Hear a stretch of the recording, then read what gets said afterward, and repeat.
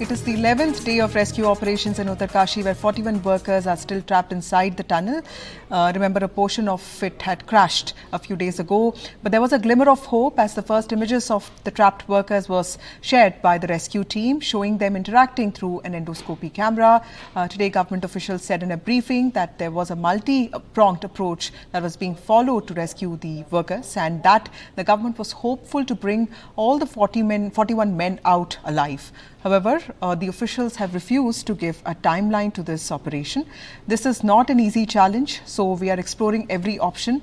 All teams are working on it. That's the only assurance we can give. Can't establish the time frame. That is what officials have said.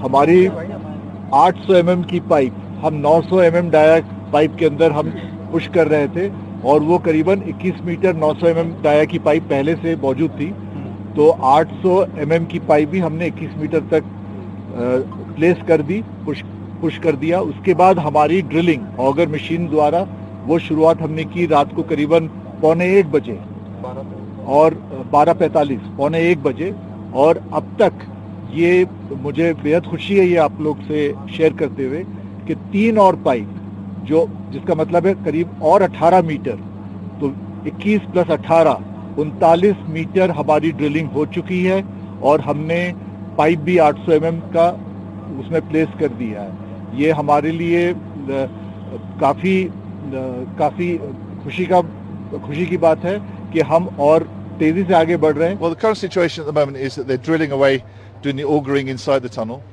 This is going very well. Hopefully they're going to break through. It looks, at the moment, the way it's working, it looks like it's going to happen.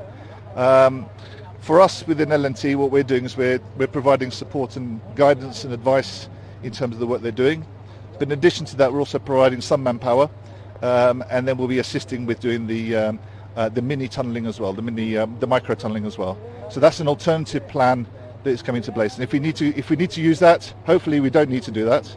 If that has to happen, then obviously that's going to take a little bit more time for us to set that up. I can say that बिल्कुल अच्छा है, बहुत अच्छा है। 39 तक हम पहुंच गए हैं और उम्मीद रखते हैं सब ठीक होगा। I spoke to them, all of them are in high spirits. काम करने का positive environment बना हुआ है। Let us hope we will be able to achieve it.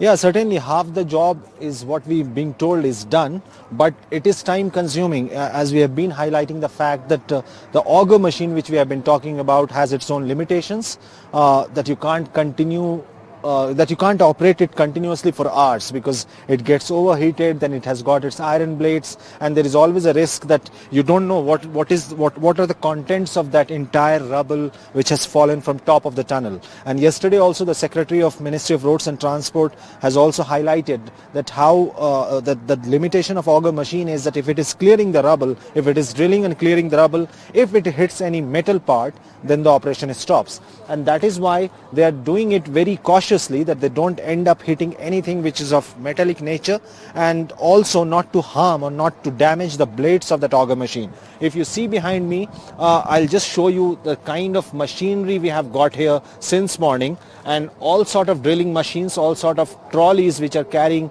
or the big trucks carrying the parts of all those drilling machines which also may have to be used for the vertical drilling, though that's in the pipeline right now, not being implemented fully.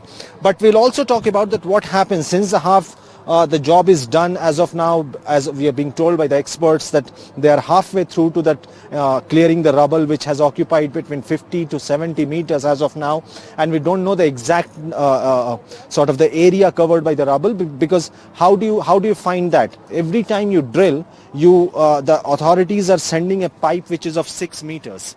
So after every 6 meter they attach, or they through welding they attach another 6 meter, and then they get to know that how far they have reached or what is the area of the rubble. One positive thing is that the food pipe which was sent is of 53 meters, so they have got an estimate that perhaps after 53 meter, crossing the entire rubble by 53 meters, you can reach the laborers who are stuck inside. But that food pipe is suspended in air. that is going via air. It's suspended on a height at a slanted position through which the food is being supplied.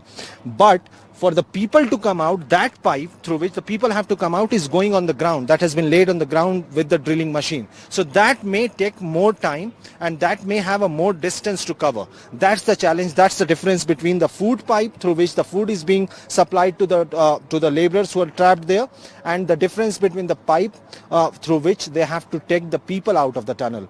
Now, what are the after preparations, after rescue activities which has to be done? What we are being told that once the rubble is cleared through the pipe through which the laborers have to come out, first the expert doctors will go through that pipe towards the laborers to see whether they are all fine or not. These doctors or the health experts are from the disaster relief team.